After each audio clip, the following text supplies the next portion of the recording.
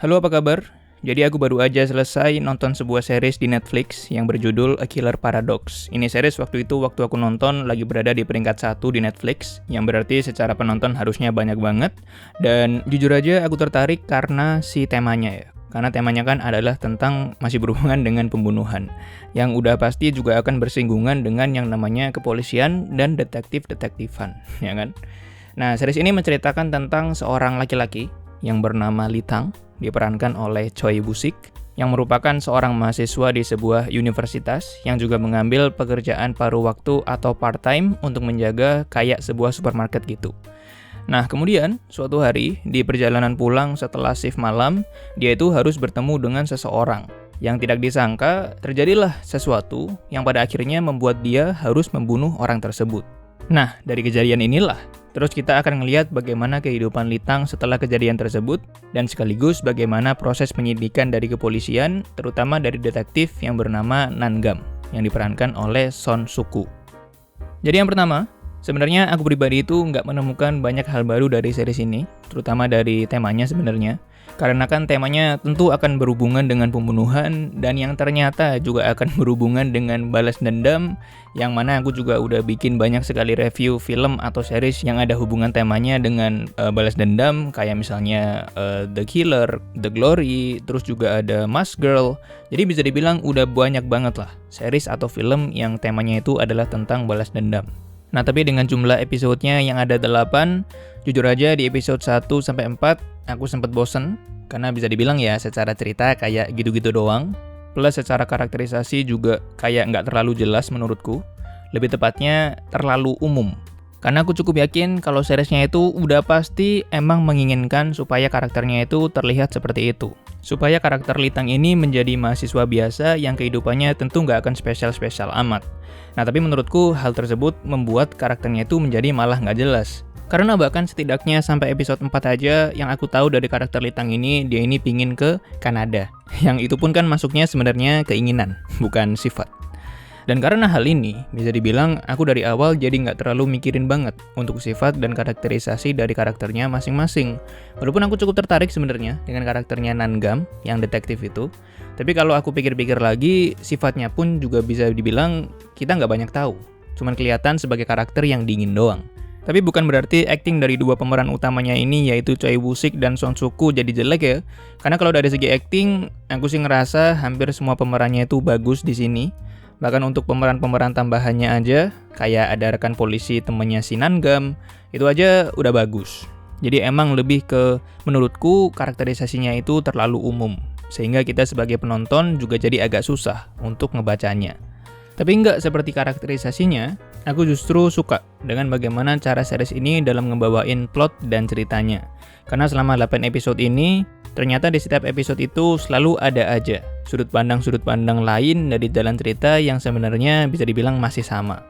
Dan aku suka banget tuh ketika momen dimana akhirnya menemukan jawaban dari pertanyaan yang sebenarnya udah muncul dari episode 2 misalnya, kemudian baru dijawab di episode 6 atau 7. Yang secara plot tentu saja sebenarnya memang nyambung. Jadi baguslah cara seriesnya itu supaya kita itu penasaran di awal, dan semuanya itu akan terjawab di bagian akhir-akhir series. Apalagi prosesnya ini juga diceritakan dengan menarik. Aku pribadi menikmati sekali momen-momen penyidikan yang dilakukan oleh Nan-gam. Dari yang awalnya punya kecurigaan, kemudian dia cari saksi, cari bukti, sampai bahkan momen-momen adu psikologis yang harus dia hadapi antara dia dan teman sesama polisinya, atau antar dia dan dalam tanda kutip antagonisnya. Aku cukup yakin, kalau misal kamu suka dengan novel atau cerita detektif, atau pada dasarnya cerita yang masih ada hubungannya dengan kasus-kasus, harusnya kamu juga akan suka dengan plot atau cerita dari series ini. Ditambah lagi, selain adanya kesinambungan antar episodenya, yang walaupun nggak berurutan banget ya, tapi sepanjang 8 episode itu juga bisa dibilang selalu ada aja kasus-kasus baru atau hal-hal baru yang terjadi, yang secara nggak langsung harusnya juga akan berpengaruh dengan ceritanya ke depannya, yang menurutku juga menarik.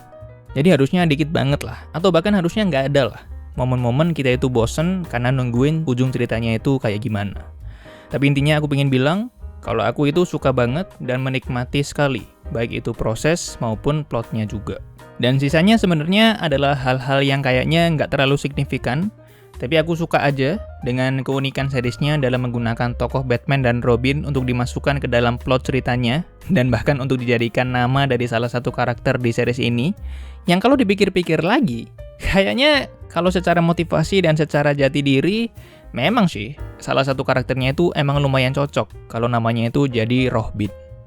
Kemudian hal menarik berikutnya adalah tentang pembunuhannya itu sendiri.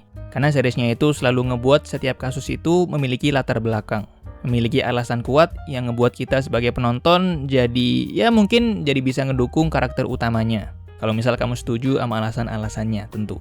Atau ya mungkin tetap punya sudut pandang sendiri yang secara nggak langsung, kemungkinan besar sudut pandang itu sudah diwakili oleh karakter detektif Nangam. Poin utamanya balik-balik lagi ke masalah kompas moral sebenarnya. Hal yang udah sering banget dijadikan landasan oleh film atau series yang ngebawain tema balas dendam. Dan mungkin yang terakhir, rasanya adegan-adegan pembunuhan di series ini itu terlihat seperti kayak diromantisasi. Aku nggak tahu apakah disengaja atau enggak, feelingku sih disengaja ya. Karena banyak sekali adegan-adegan ketika ngebunuh itu yang di slow motion, atau mungkin secara lighting itu diwarna-warnai.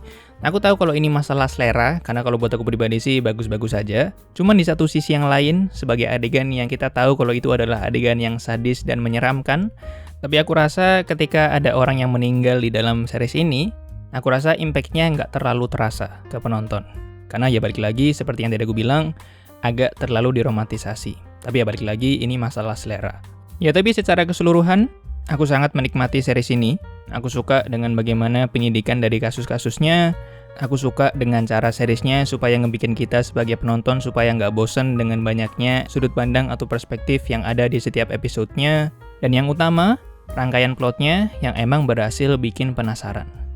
Jadi ya silakan tonton seriesnya kalau misalnya kamu tertarik. Sebagai series yang ceritanya masih ada hubungannya dengan detektif, menurutku masih lumayan seru.